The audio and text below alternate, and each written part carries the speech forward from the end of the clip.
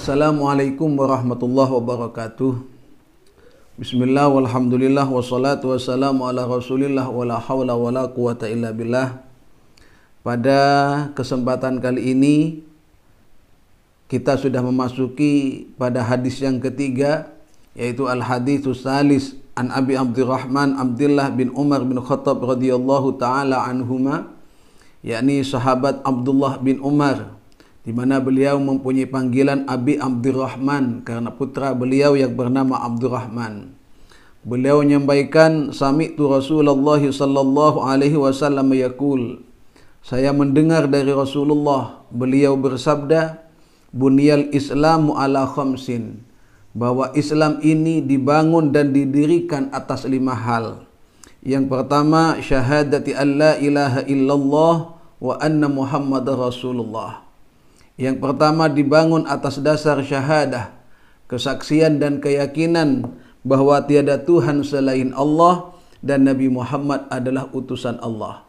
Ini adalah sebagai pondasi utama Islam, dan manusia tidak akan pernah disebut muslim sebelum ia bersyahadah dengan mengatakan la ilaha illallah wa anna Muhammadar Rasulullah.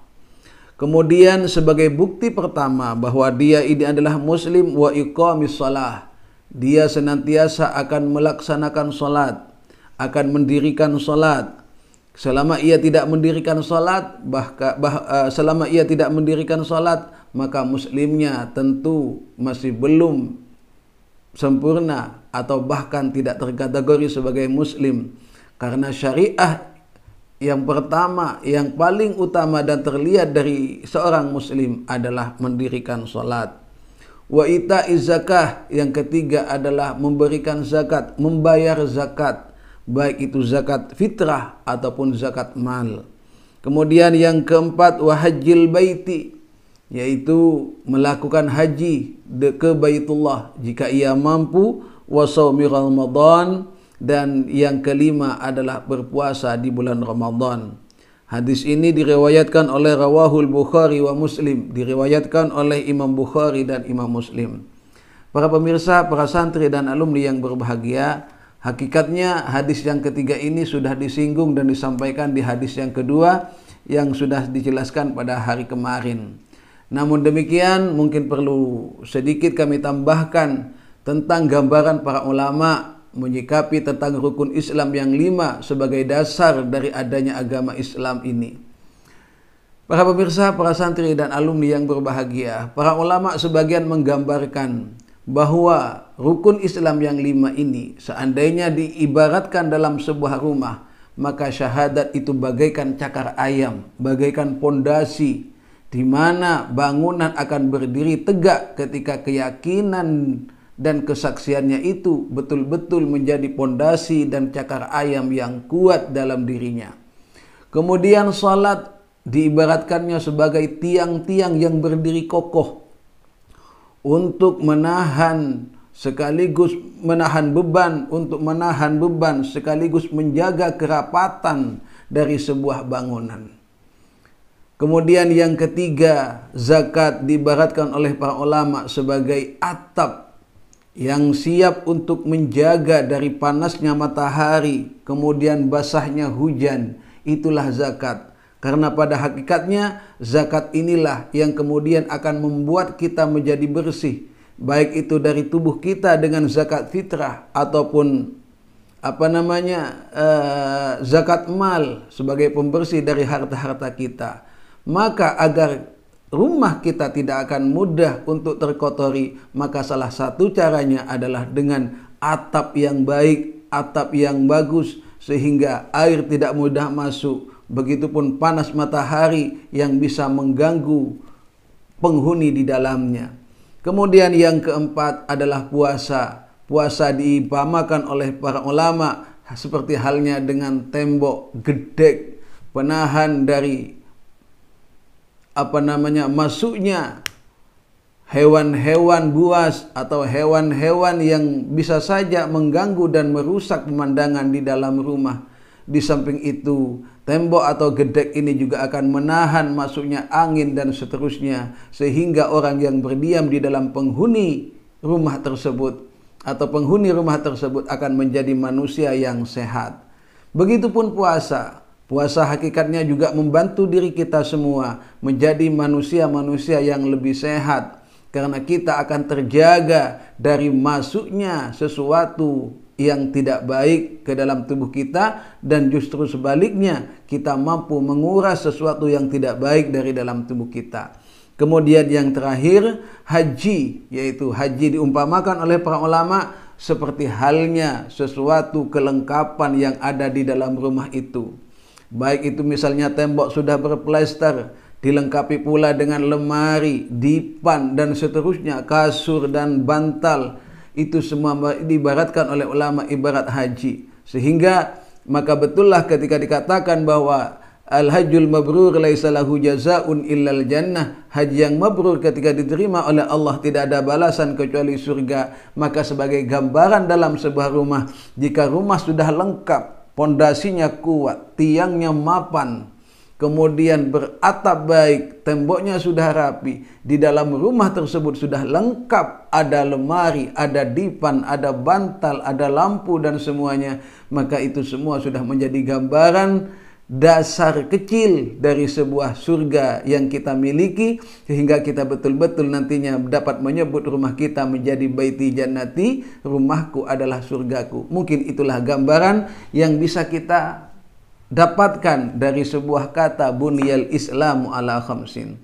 Ada juga ulama lain yang menggambarkan bahwa dikatakan al-syahadatu kalma, bahwa syahadah itu bagaikan air. Bagaimana air? Air akan menjadi penyejuk bagi setiap orang yang kehausan. Air akan menjadi penyempurna bagi setiap orang yang mau bersuci. Air akan menjadi penenang bagi setiap orang yang sedang keganasan. Itulah syahadah. Makanya asyhadatu kalma. Syahadat itu bagaikan air. Oleh karena jangan heran kemudian insya Allah ketika di antara kita bersyahadat, ketika kita sedang marah dan seterusnya, kemudian kita bersyahadat asyhadu an la ilaha illallah, maka insya Allah hati kita akan tenang.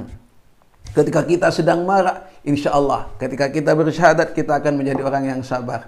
Asyhadatu kalma. Tidak mungkin kemudian misalnya ada orang yang sedang marah-marah dengan kemudian syahadat asyhadu an la ilaha illallah dan seterusnya. Insya Allah itu bukan syahadat yang timbul dari hati, tetapi hanya dari amarah yang didasari oleh yang memakai topeng syahadah.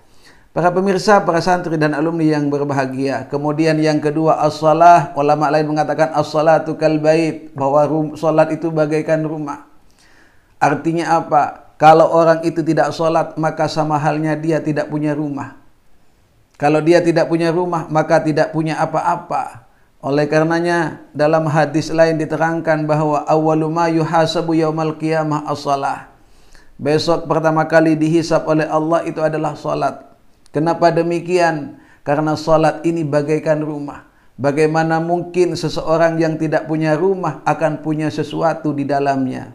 Karena di rumah itu akan ada penyimpanan, akan ada yang namanya harta yang disimpan, akan ada yang namanya pakaian dan seterusnya dan seterusnya dan seterusnya. Sehingga tidak mungkin seorang yang tidak punya rumah akan mempunyai sesuatu. Tapi sebaliknya, ketika dia punya rumah, maka orang akan melihatnya. Apalagi rumahnya bagus, kalaupun di dalam rumah tidak ada isinya, maka orang akan tetap mengatakan bahwa dia adalah orang yang mampu. Begitupun kita. Ketika salat kita baik, ketika kita salat kita bagus, ketika tadi dikatakan awwalu ma yuhasab, ketika itu besok ketika salat kita bagus, maka yang lain dianggap bagus. Tetapi ketika salat kita rusak, maka harapan untuk yang lain dianggap baik itu sangatlah sulit. Karena kita sama seperti rumah. Kalau kita punya rumah, maka mungkin kita dianggap orang yang sudah mampu dan cukup. Tetapi ketika kita tidak punya rumah, maka jangan tanya yang lain. Wong rumah saja tidak punya. Kemudian yang ketiga, zakat diibaratkan oleh ulama kalaban. Zakat itu bagaikan air susu ibu. Bagaimana maksudnya dengan air susu ibu?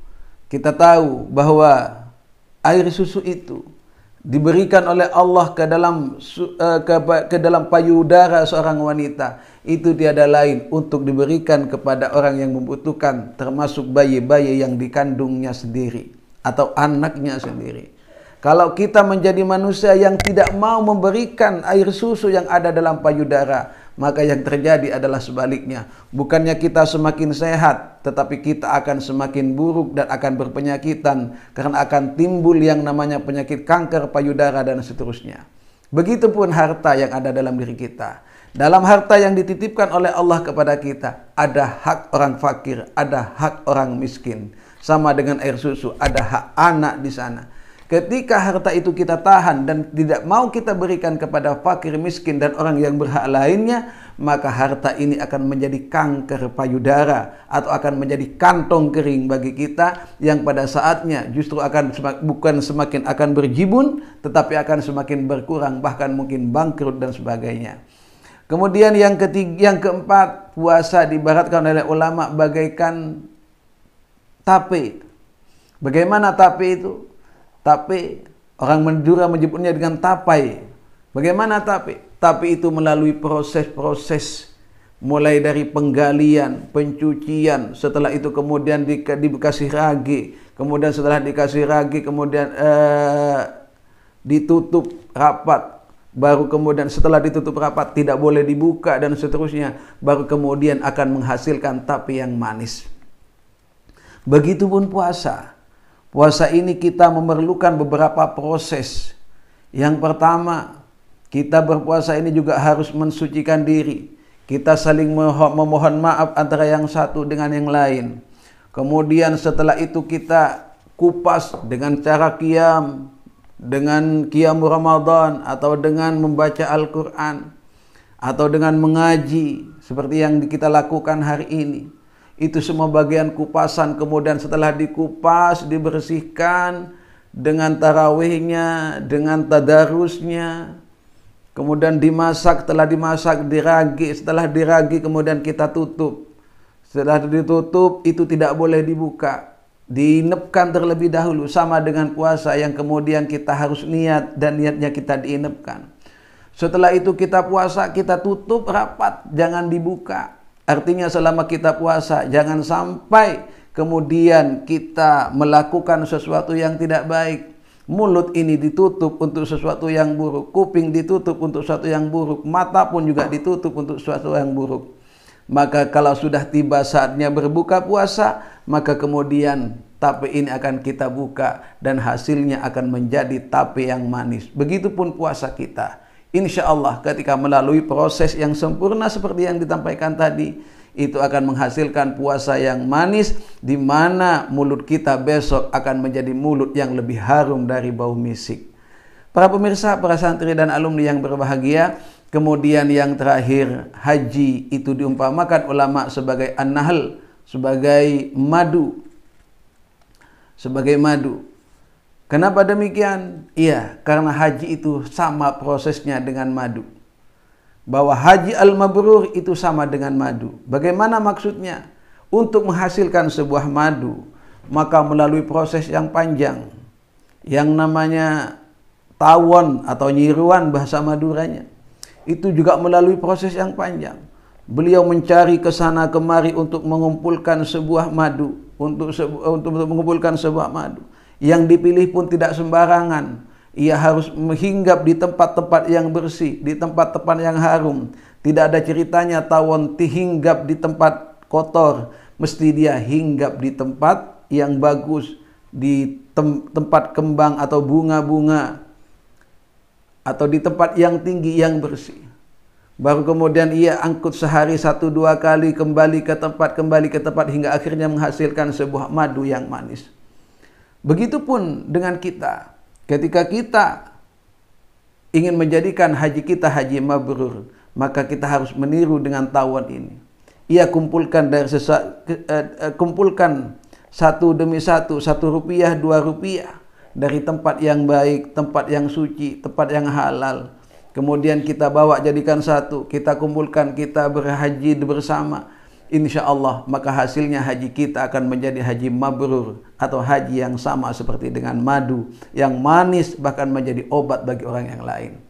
Tetapi tentu sebaliknya, ketika yang kita jadikan atau yang kita buat sebagai bekal untuk haji berasal dari sesuatu tempat yang tidak suci, bukan dari bunga-bunga atau kembang-kembang, tapi sebaliknya dari kotoran-kotoran, maka tentu apa yang dibawa oleh tawon tidak akan menjadi madu yang manis.